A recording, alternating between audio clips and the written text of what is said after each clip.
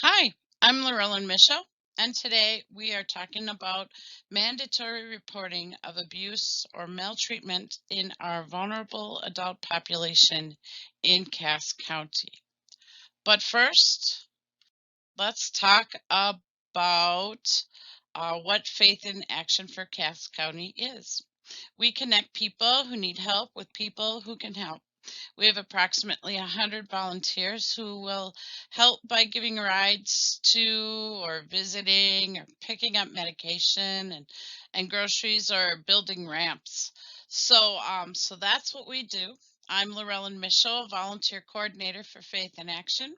I do everything from recruiting and coaching volunteers to assessing clients and all that paperwork in between. So our objective today is to talk about what is a mandated reporter, what does abuse look like, and what to do if you suspect abuse. Over 10% of older Americans are victims of elder abuse each year. For that reason, it's so important to know the warning signs of abuse and steps that you can take to prevent abuse and how to report it if you suspect that it's occurring. Faith in Action for Cass County is proud to offer information on elder abuse and neglect and what you should know.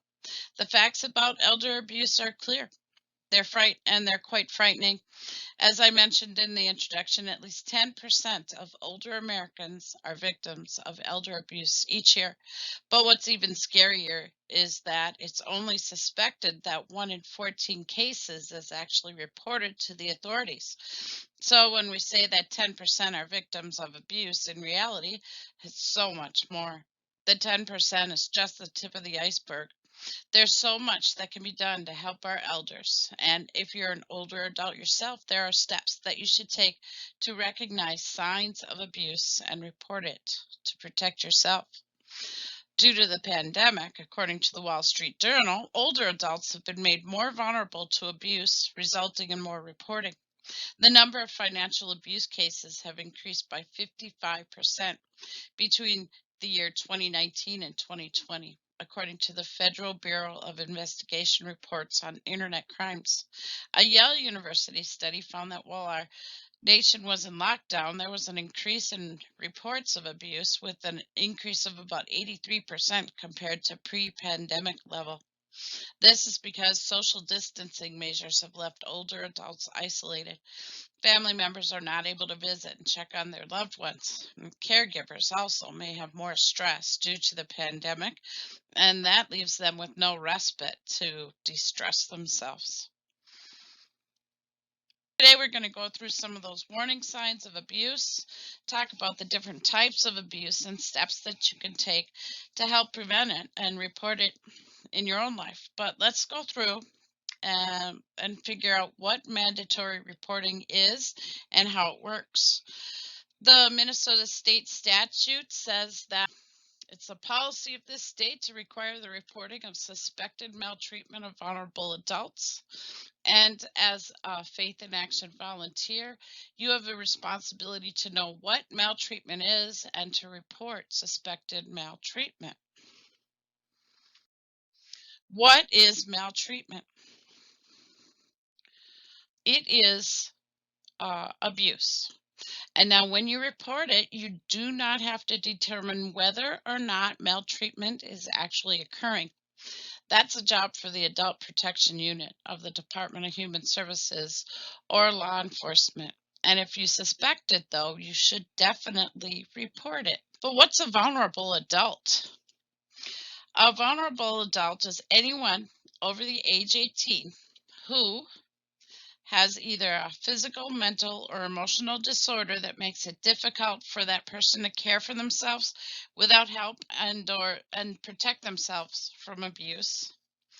That could be a person who's in a hospital, a nursing home, a transitional care unit, assisted living, housing with services, board and care, foster care, or other licensed care facility as well. And if that person if that person receives such services like home care or daycare service or day services or PCA assistance or other licensed services. Now, with Faith in Action, our services are considered home and community based support. So ours counts. We have a video here, and it's going to be below the link that I really, really want you to watch. It's how to recognize signs of abuse of seniors and what to do when you see these signs and it's done by the government of Alberta, Canada. So, but we will go through the signs of abuse right now. So we got signs of abuse can be physical. So that person could say that they're being harmed or they're afraid of somebody, but you could also see bruises and skin tears, black eyes, broken bones, burns, cuts, internal injuries, infections. You could also see changes in their mental functioning or their behavior. So it could be if they're nonverbal, it could be increased agitation or depression or confusion. But a big red flag is that injuries that are unexplained or are not consistent with the explanation that was given. Now, signs of financial abuse. It could be just the person saying something like, I can't have lunch today. My son or daughter took my checkbook.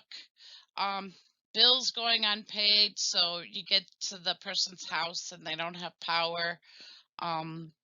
The person doesn't have access to their own money. In the state of Minnesota, in order to take away a person's money legally, they have to be given over to a guardianship. Unless you see the papers, I always assume, because that's rare, I always assume that the guardianship is wrong. The person is asked to sign documents, but doesn't know what those documents are. There could be changes that are made in their will that they feel they have to make in order to keep the caregiver. Assets that are transferred or sold. The person is taken to the bank to make account withdrawals, or personal property like cash, checks, credit cards are missing. Signs of abuse can also be neglect or self-neglect. In this case, it can be a person who is taking care of themselves, or it could be a person who has a caregiver as well. So that could be things like dehydration and weight loss that isn't intentional, or signs of malnutrition. It could be pressure sores or poor hygiene smell, depression, confusion, or other changes in mental functioning. Could be the absence of needed medical equipment or not taking their meds correctly. You might also see like repeated falls, and that could go back to repeated injuries because of falls. And it could be incontinence or isolation. Now, with self neglect, it's kind of funny. Sometimes the person will choose not to have a service or say they sleep in a recliner because that feels more comfortable. They may only shower once a week.